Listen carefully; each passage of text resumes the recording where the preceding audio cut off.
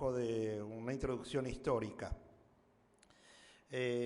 Ustedes saben que después de la caída del Reino del Norte y del Reino del Sur de Israel en manos de los medos y persas, Jerusalén quedó destruida, ¿sí? Y en ese tiempo también destruyeron el templo, el gran templo que había construido Salomón. Y estuvieron 70 años deportados los judíos en Babilonia. Y a partir de ahí, posteriormente, se los dejó volver a Israel. Pero yo nunca había estudiado qué es lo que había pasado entre ese periodo, que más o menos fue el 450 a.C., y hasta la época cristiana, ¿no? Hasta el nacimiento de Cristo. Y bueno,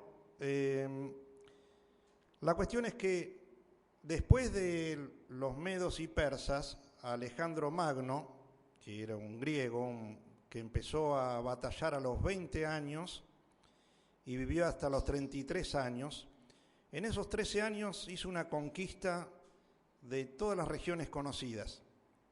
Y entre ellas también conquistó a Israel, ¿sí? Pero Alejandro Magno empezó a introducir en todas las regiones una cultura helénica, que significaba que había mucha apertura, ¿sí?, a otras cosas, y también en la adoración a otros dioses.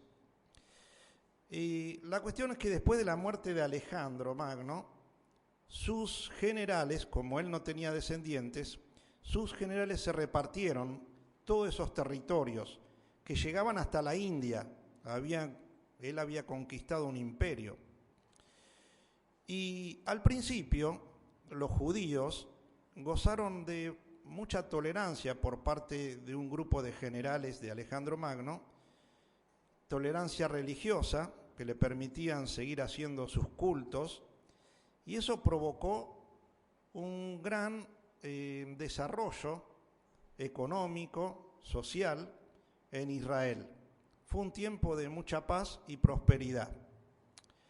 Pero al tiempo vinieron otros generales que empezaron a profundizar en la cultura helénica y no les permitieron más a los judíos celebrar sacrificios y le impusieron la obligación de adorar dioses paganos. Bueno, esto provocó en los judíos un gran rechazo que hizo que un grupo religioso llamado los macabeos pusieran a lucharse contra estos generales, y a razón de mucha fuerza y coraje y valor logran la independencia de Israel entre el año 167 a.C.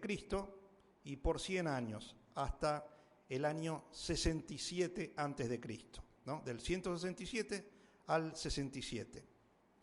Bueno, muy bien. ¿Qué pasó? Los macabeos vieron que, si bien estaban los griegos dominando, estaban surgiendo otro imperio paulatinamente, que eran los romanos, ¿sí? Los romanos habían dominado a los galos, que es, digamos, lo que ahora ocupa Francia, habían conquistado España, y ellos habían escuchado que eran un ejército muy poderoso, pero que con los que hacían pactos no les hacían problemas. Entonces, en el libro de los Macabeos, que es un libro que no está en nuestras Biblias, pero sí en las Biblias católicas, hay un relato interesante del pacto que hacen los israelitas con los romanos, ¿no? Y me pareció bueno como un relato histórico que lo leyera. La cuestión que Judas Macabeo envía a 2 emisarios a Roma a hablar con el Senado romano, y los senadores de Roma acuerdan hacer un pacto con Israel. Y este pacto queda escrito en 2 tablillas de bronce. Y dice lo siguiente: si en algún lugar del imperio el enemigo ataca a Roma o alguno de sus aliados, el pueblo judío luchará a favor de ellos. Lo hará como un aliado sincero, de acuerdo con las circunstancias. Llegado el caso, los judíos apoyarán a Roma sin esperar ninguna recompensa. No ayudarán de ninguna manera a los enemigos de Roma, no le darán comida, ni armas, ni dinero, ni barcos. Esto es lo que Roma demanda de ustedes los judíos. Eso es la parte que obligaba a los judíos. Por otra parte, dice, si el enemigo ataca a la nación judía, entonces Roma estará comprometida a ponerse del lado del pueblo judío y apoyarlo en la guerra, de acuerdo con las circunstancias. En ese caso, Roma no ayudará de ninguna manera a los enemigos del pueblo judío, no les dará comida, ni armas, ni dinero, ni barcos. Roma lo ha decidido así y cumplirá sin falta este acuerdo. Estas son las condiciones del pacto entre los romanos y el pueblo judío. Si más adelante alguno de los 2 pueblos quiere quitar o añadir algo, esto se hará si ambos pueblos están de acuerdo. Tanto lo que se quite como lo que se añada tendrá validez y deberá cumplirse.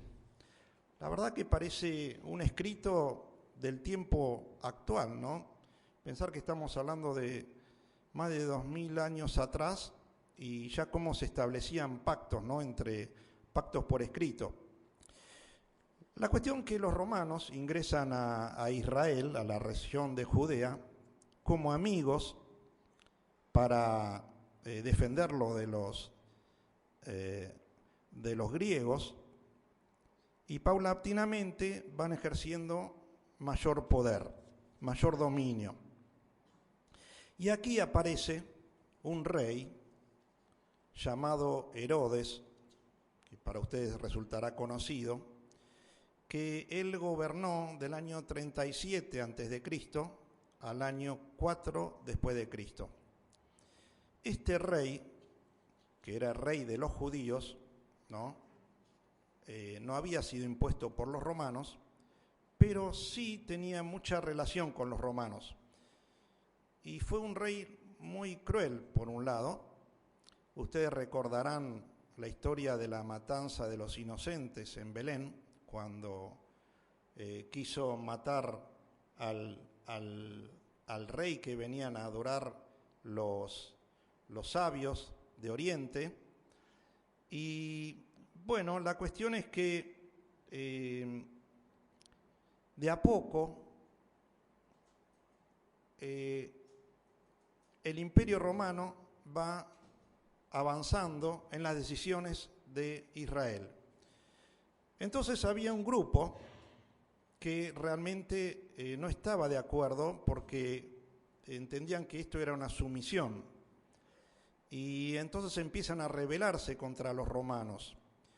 Justamente en el tiempo que estaba Jesús, el grupo que se rebela contra los romanos eran los celotes, que hacían como guerras de guerrillas y los atacaban en distintos puntos, en forma sorpresiva, atacaban, se iban, y esto fue provocando que paulatinamente las represiones de Roma fueron cada vez más duras. Los empezaron a los que encontraban en esa actitud, los crucificaban. Por eso es que también estaba después la crucifixión de Jesús, porque era la costumbre. Es como que ahora, quizás en otro tiempo, usaban la horca, en ese momento se usaban la crucifixión.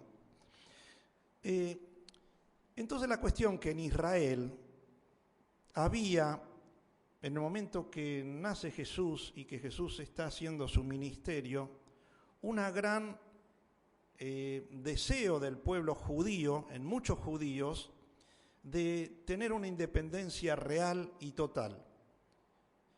Acuérdense que Simeón, el que va al templo justo cuando es el nacimiento de Jesús, dice que era un hombre justo, que el Espíritu Santo estaba sobre él. Me llamó la atención porque a veces creemos que el Espíritu Santo recién lo recibimos después del bautismo en agua, y dice que ya ahí el Espíritu Santo estaba, al momento que había nacido Jesús, estaba sobre Simeón, y había recibido de parte del Espíritu la seguridad de que iba a ver al Salvador, al Redentor, antes que muriese. Y ese mismo pensamiento había en muchas personas, y muchos estaban esperando esto. Y cuando vieron que Jesús empieza a hacer milagros, empieza a hacer sanidades, empieza a hacer cosas maravillosas, dicen, bien, por fin llegó el Salvador, el Redentor, el que nos va a librar.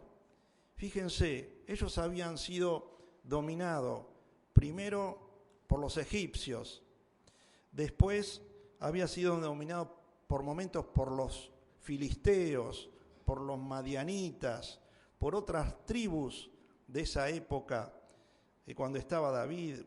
Después fueron dominados por los asirios, los caldeos, después vinieron los griegos y ahora estaban los romanos. ¿Hasta cuándo? ¿Hasta cuándo íbamos a tener que soportar? Imagínense si ustedes fueran judíos y estaban en eso y les empiezan a imponer estas obligaciones de bueno, no podemos adorar más a Dios y tenemos que adorar a otros dioses. Para ellos era algo tremendo que no podían aceptar. Entonces ellos estaban diciendo, por fin vino el Salvador, por fin vino el Redentor, por fin vino el que nos va a librar con su yugo, con su poder, de todo este dominio, ¿sí? Y Jesús empieza su predicación, ¿no? Y lo leemos en Mateo capítulo 5, y dice, bienaventurados los mansos,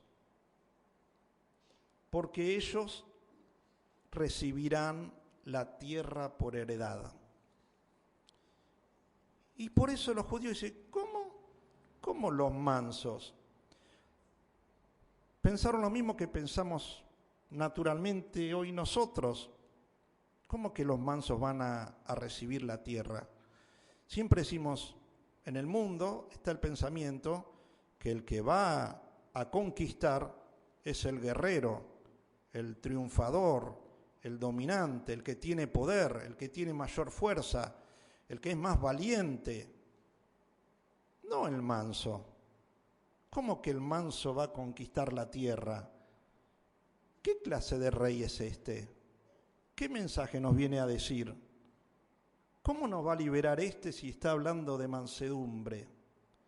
Y por eso, y por otras cosas, lo empezaron a confrontar a Jesús y lo empezaron a resistir, porque iba justamente en contra de lo que ellos esperaban. Muchos de ellos esperaban, que era recibir la libertad a través de la fuerza, a través de la rebelión.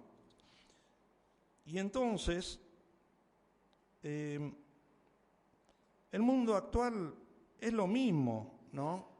Y no puede entender esta palabra. Y fíjense que para nosotros mismos, siendo cristianos, muchas veces se nos hace difícil de entender y menos de vivir esta palabra, ¿no? Ahora, había otra parte, ya en la Biblia, en el Antiguo Testamento, hay muchas referencias a la mansedumbre. Y aquí está en Eclesiastés 10:4, no lo busquen, dice, la mansedumbre hará cesar grandes ofensas. ¿Sí? Si alguien está muy ofendido con nosotros y de alguna forma entendemos que tenemos que solucionar la situación, la Biblia nos dice que no lo vamos a resolver poniéndonos más duros y más enérgicos. La Biblia dice que solo a través de la mansedumbre vamos a lograr que el ofendido se componga. Hay un salmo que sí me gustaría que lo lean, lo leamos juntos, el Salmo 37, 10 y 11.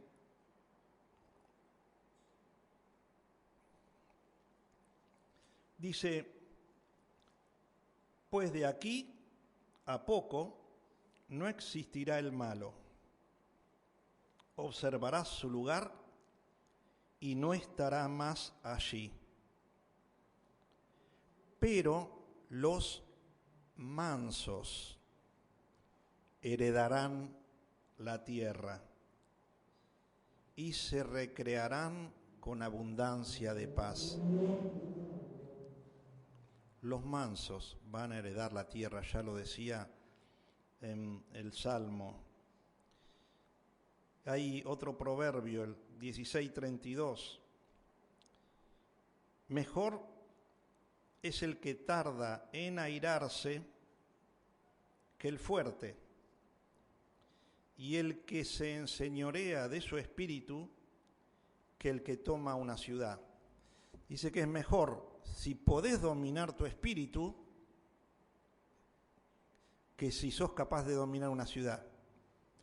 Y al respecto,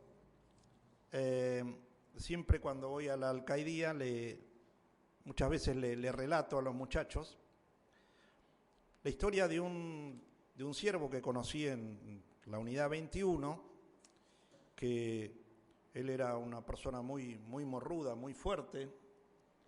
Yo digo que era parecido a Mario Baracus. Y él creo que era luchador o boxeador. Y en un momento trabajaba por Campana y se metió en un barrio donde no conocían ni lo conocían a él. Y había un grupito ahí de muchachos que medio lo burlaron, lo increparon, ¿no? Y él no conocía esta palabra, pero nosotros en esta situación hubiésemos dicho: dejemos de lado la ofensa y sigamos para adelante, ¿no? Es como cuando alguien te dice una mala palabra, estás manejando y te dice una mala palabra y en una de esas ni siquiera tenías culpa de nada. ¿Cómo reaccionás? ¿Lo perdonás o parás el auto y le respondés? ¿Sí? ¿O te bajás del auto? La cuestión es que este muchacho no quiso pasar por alto la ofensa. Y fue y los enfrentó. Y en la pelea mató a uno. Y a causa de eso tuvo que estar 15 años en la cárcel, ¿no? O sea, una persona fuerte que no pudo dominar su espíritu en ese momento.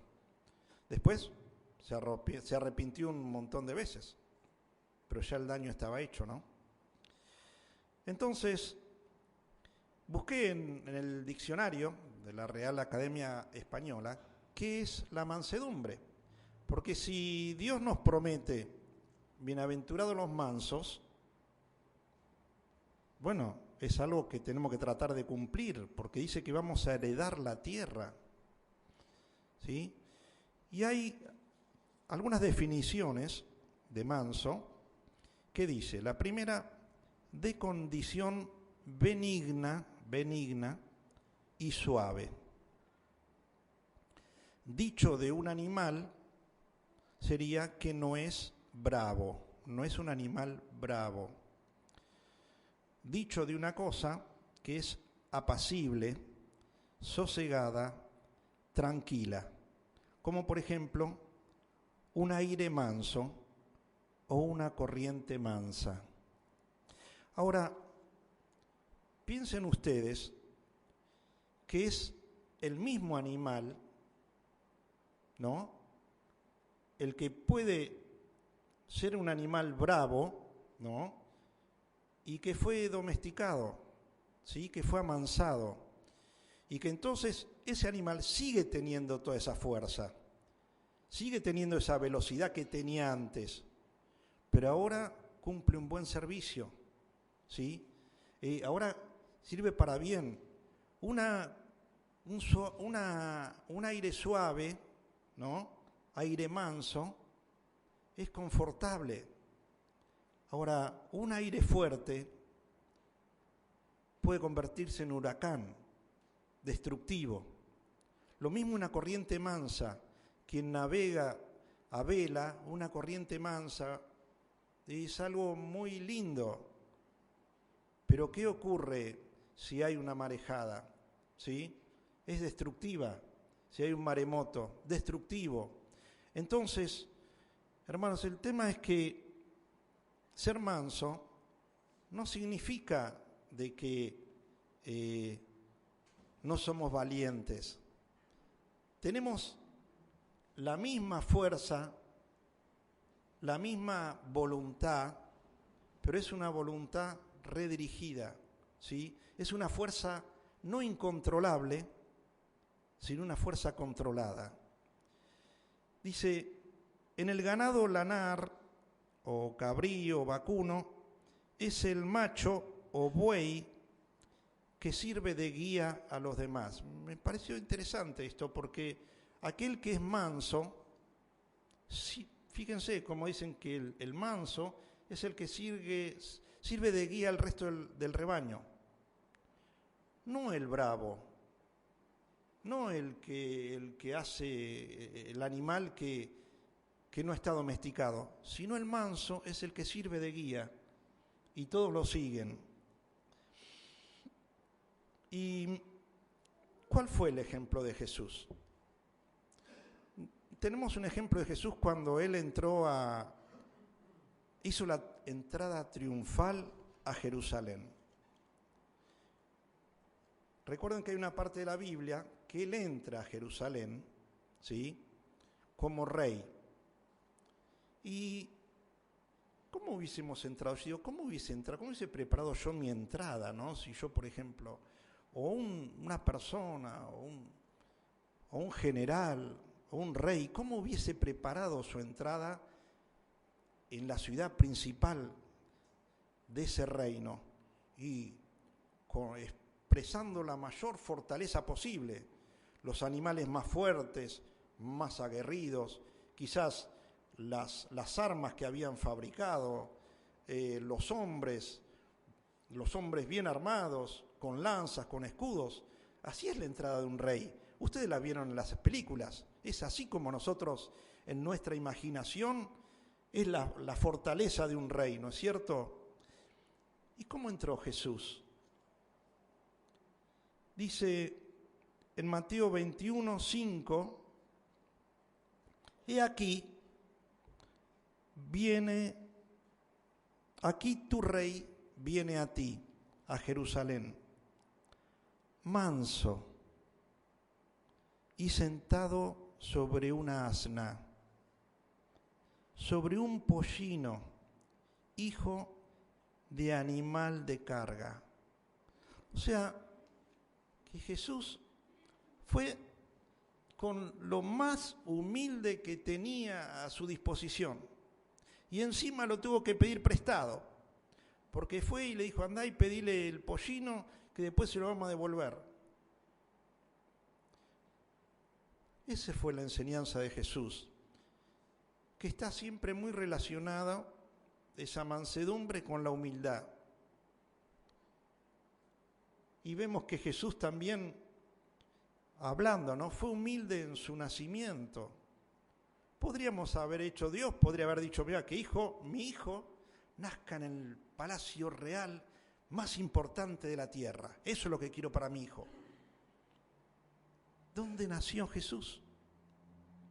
En un establo, donde vivían los animales, ni siquiera en el hotel más sencillo de Belén. Fue y nació en un establo. Muchas veces nosotros nos olvidamos de estas enseñanzas, de estas vivencias, y nos vamos tomando cosas de este mundo, ¿no? De cosas que hemos recibido, de la tele, de lo que se escucha, y vamos cambiando nuestra forma de pensar.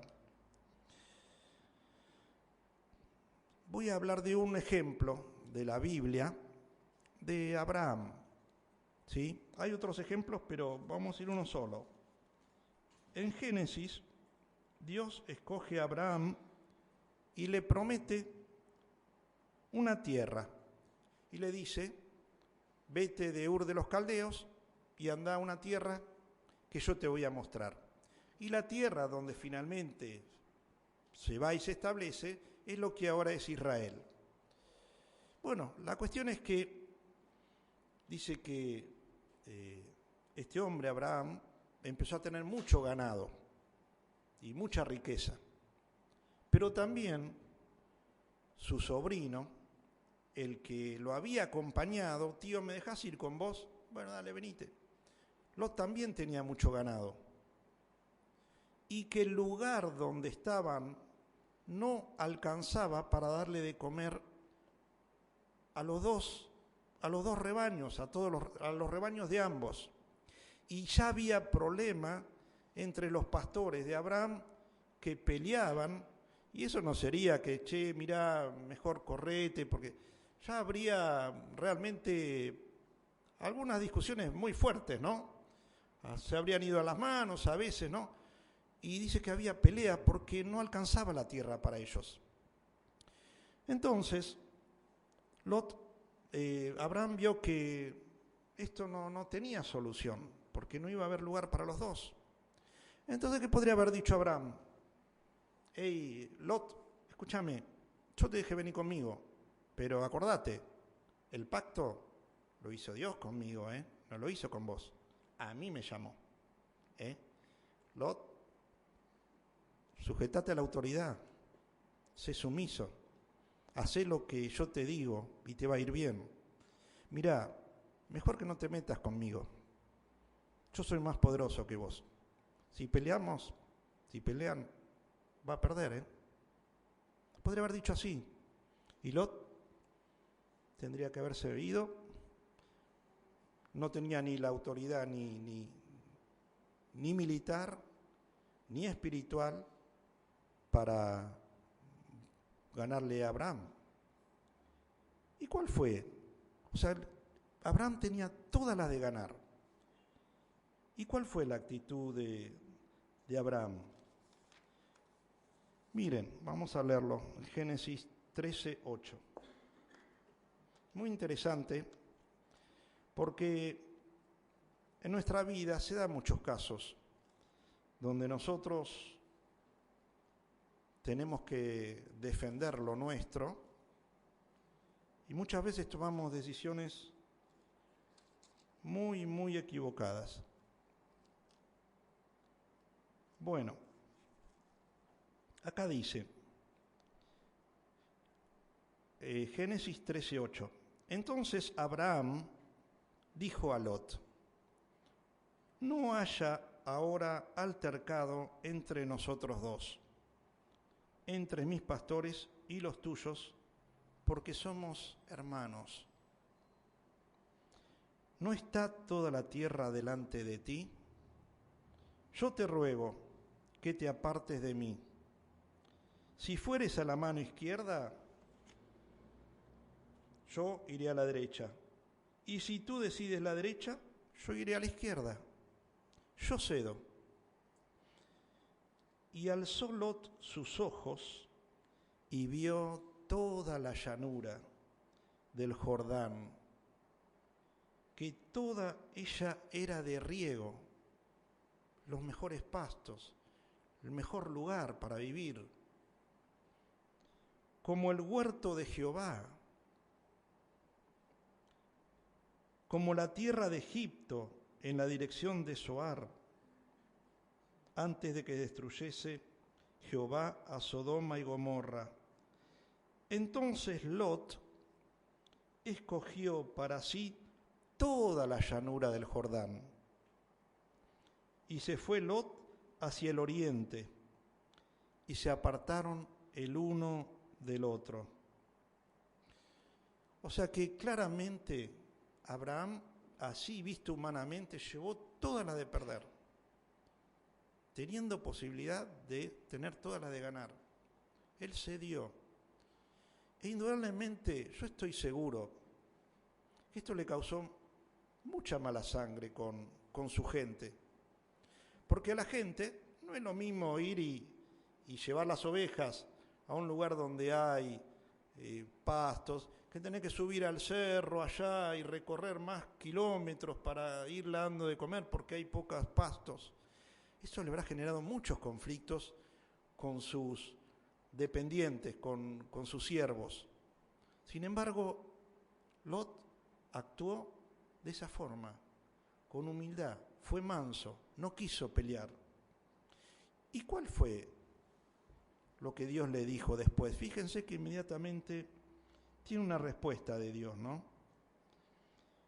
Dice, Abraham acampó en la tierra de Canaán, en tanto que Lot habitó en las ciudades de la llanura, y fue poniendo sus tiendas hasta Sodoma. Mas los hombres de Sodoma eran malos y pecadores contra Jehová en gran manera. Entre paréntesis, Lot eligió lo que humanamente era mejor, pero también eligió lo que espiritualmente era peor, porque se fue junto con esas ciudades que él sabía que estaban contaminadas, ¿sí? Y fue a vivir a esas ciudades donde estaban contaminadas, donde había perversidades. Y bueno, si no saben lo que pasó, pueden leerlo, ¿no? Después, con Lot. ¿Y qué le dijo? Y Jehová dijo a Abraham, después que Lot se apartó de él, dijo, alza ahora tus ojos. Capaz que Abraham estaba, te digo, hasta quizás deprimido, porque todos lo estarían criticando. La esposa seguro que lo estaría criticando. Vos sos siempre el mismo bobo, siempre perdés, siempre entregás. Y estaría con depresión quizás Abraham. O sea, hay un montón de cosas que la Biblia no lo dice. Pero después de tomar una decisión así, es una cuestión muy dura, muy fuerte. Y dijo Jehová a Abraham, alza ahora tus ojos y mira desde el lugar donde estás hacia el norte y el sur, y al oriente y al occidente, porque toda la tierra que ves la daré a ti y a tu descendencia para siempre. Y haré tu descendencia como el polvo de la tierra, que si alguno puede contar el polvo de la tierra, también tu descendencia será contada. Amén. O sea que Abraham cedió, pero Dios lo premió. Recibió el mejor premio, que es el premio de Dios, y finalmente recibió esa tierra. Ahora, ¿qué podemos decir de Jesús?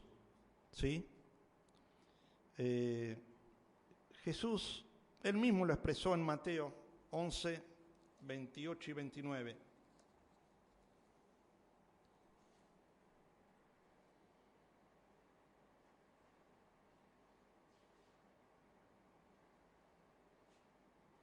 ¿Cómo fue Jesús?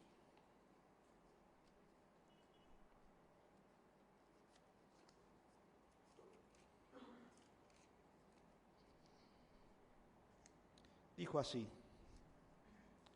venid a mí todos los que estáis trabajados y cargados, y yo os haré descansar.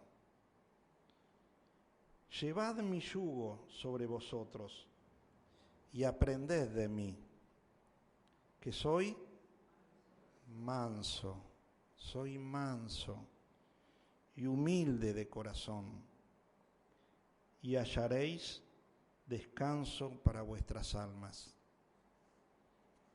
Porque mi yugo es fácil y ligera es mi carga. Y entonces yo me pregunto, ¿cómo son mis relaciones sociales? ¿Cómo soy yo? Yo soy manso.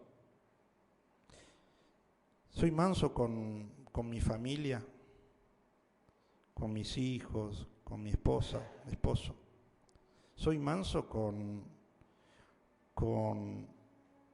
mis empleados. Soy manso con mi patrón. ¿Cómo soy yo? ¿Hemos aprendido esta enseñanza realmente en nuestra vida después de tantos años? Fíjense lo que dice Pablo. Yo, pues, preso en el Señor, os ruego que andéis como es digno de la vocación con que fuisteis llamados. Vocación.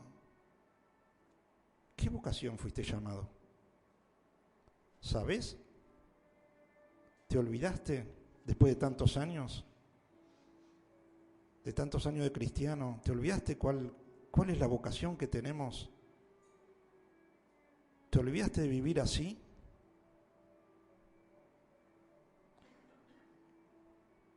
Dice que vivamos con toda humildad y mansedumbre,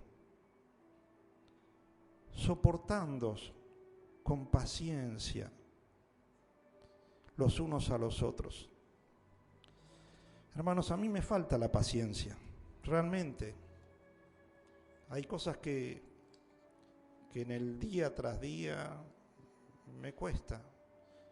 Y yo sé que a ustedes seguramente también, ¿no? Pero Dios quiere hacer un cambio en nosotros. Quiere que realmente seamos luz del mundo, sal de la tierra. Entonces tenemos que dejar esa carnalidad que muchas veces se nos pega, que nos quiere dominar, ese carácter de imponer nuestra voluntad, de imponer nuestra decisión. Yo soy acá el jefe, yo soy acá el que mando, yo soy acá el macho, o soy, pongan el nombre que quieran. Debemos cambiar, porque este mundo necesita conocer algo distinto. No necesita conocer más de lo mismo.